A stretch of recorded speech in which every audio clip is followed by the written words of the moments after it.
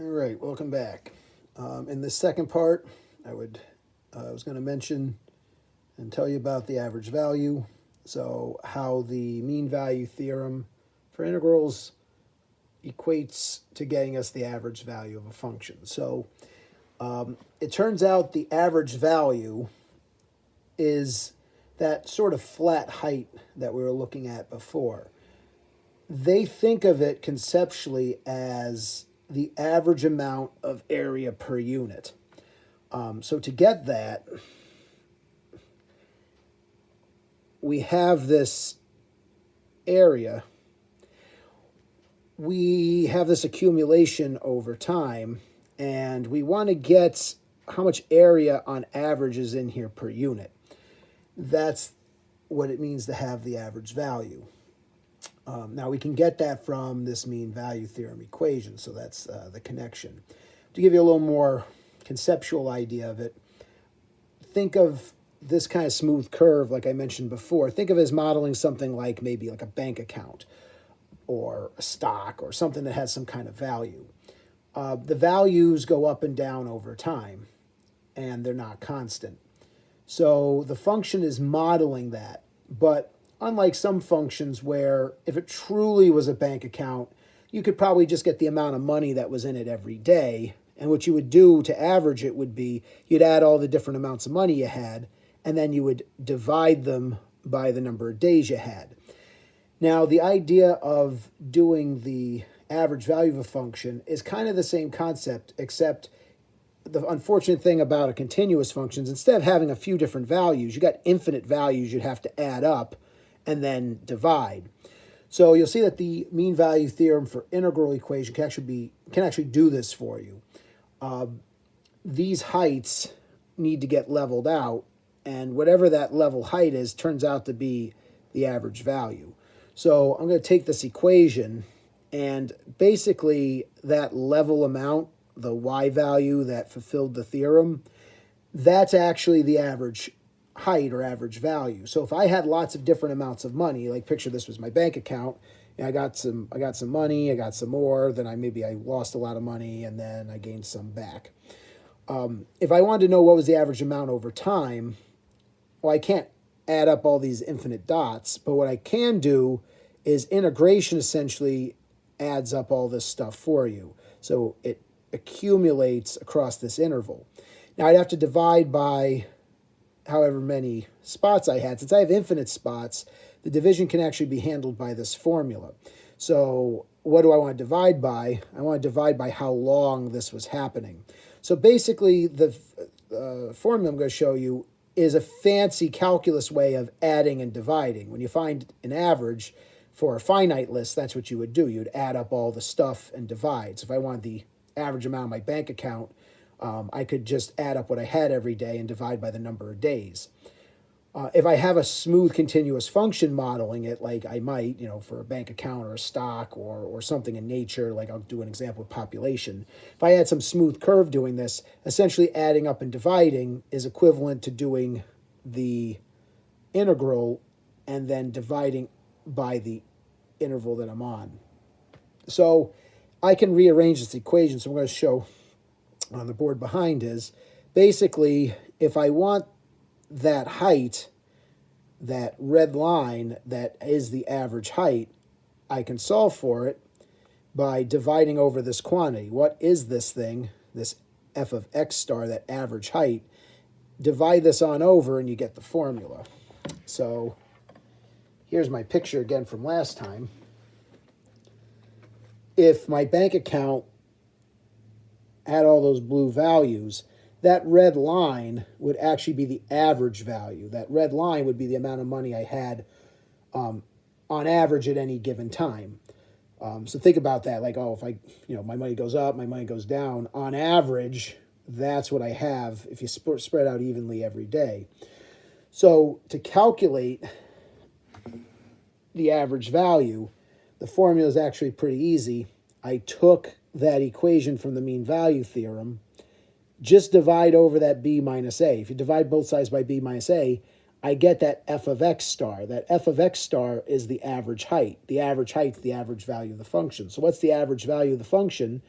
it's basically integrating from a to b of f of x dx and just dividing by 1 or dividing by b minus a. Instead of dividing by it, they just write multiplication by the reciprocal on the outside. So basically you multiply by 1 over b minus a. So after all that complicated explanation, it's actually pretty simple. The way you find the average value is integrate on the interval and then divide by b minus a.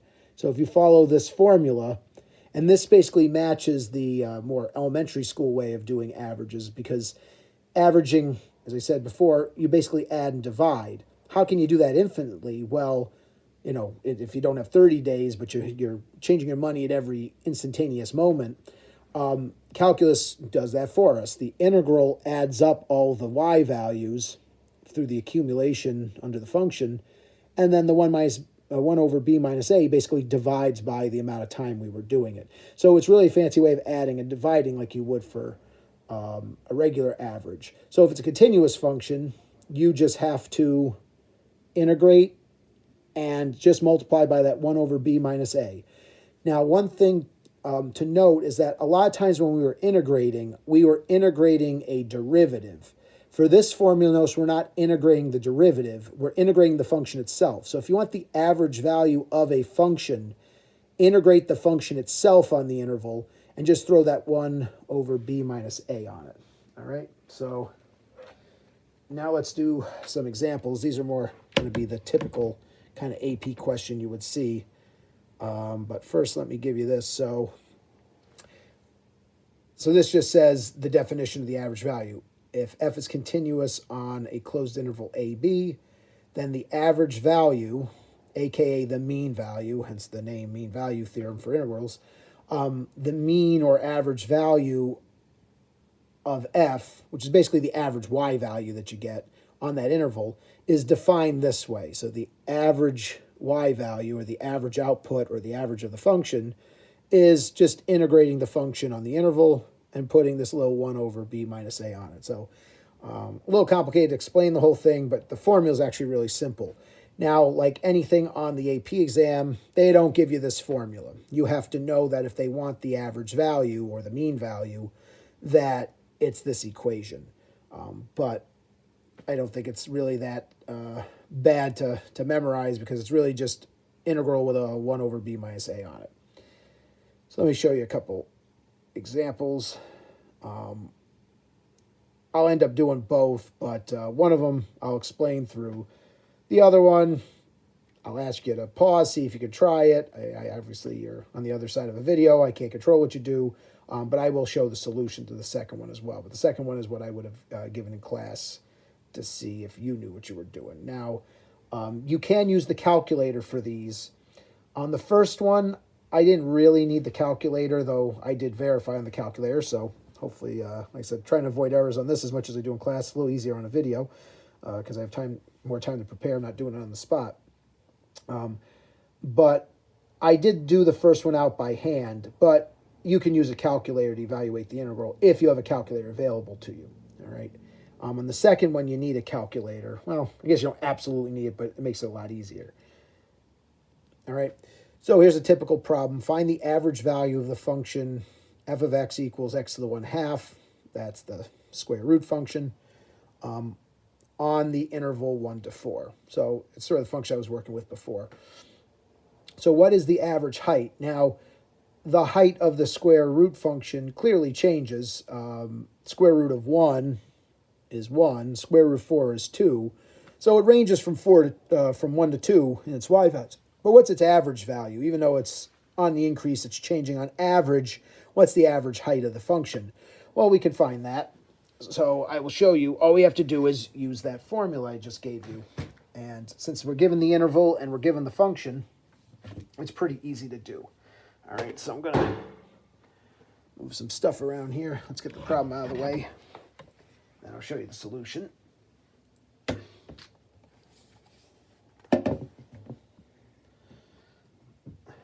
All right, so what you're looking at here is all the work.